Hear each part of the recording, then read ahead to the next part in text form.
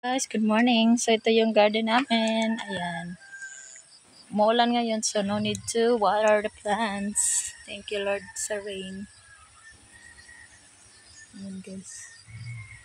So, ibaba yung tanim bawat plat. So, yung iba, hindi pa nabuhay. Siguro namatay na yan, guys. Ayan. Namukad. Namulaklak na siya, guys. Yan ang bunga. So cute. Okay, so cute.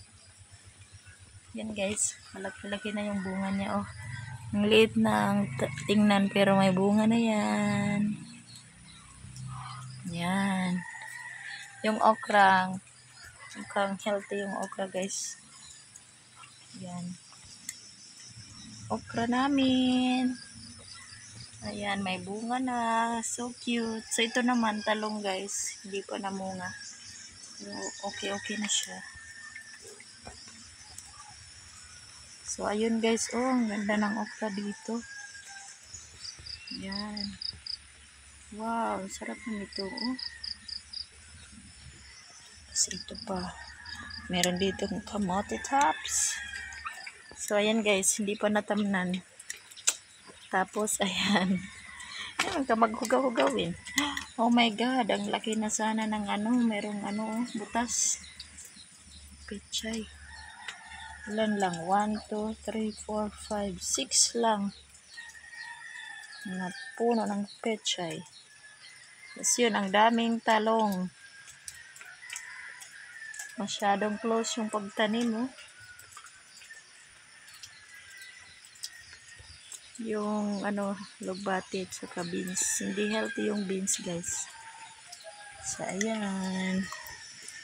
Buti na lang umulan. So, hindi na didiligan yung mga tanim.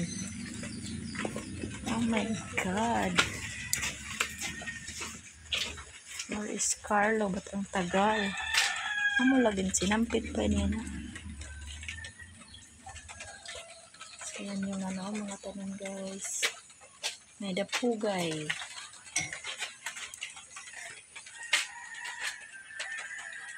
Yan. So, ngayon ay merong District Festival of Talents sa Biliran, kaya ito lang yung nakikita nyo dito, guys. Kasama ko si Arwin, pupunta kami ngayon sa Biliran. So, participant namin siya para sa dish gardening. So, may kukunin lang kami dito, guys, na sprinkler para sa contest mamaya. Dadalhin namin punta doon sa Biliran.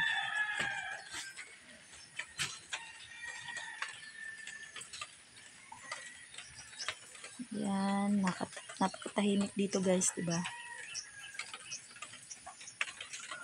Tapos umuulan pa. Yan, oh. Raindrops.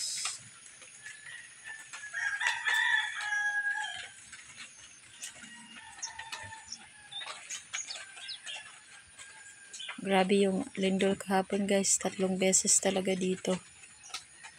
So, may mga cracks yung kada room. May cracks. At least tumatayo pa, guys. So, thank you, Lord, na hindi masyadong yung lindol.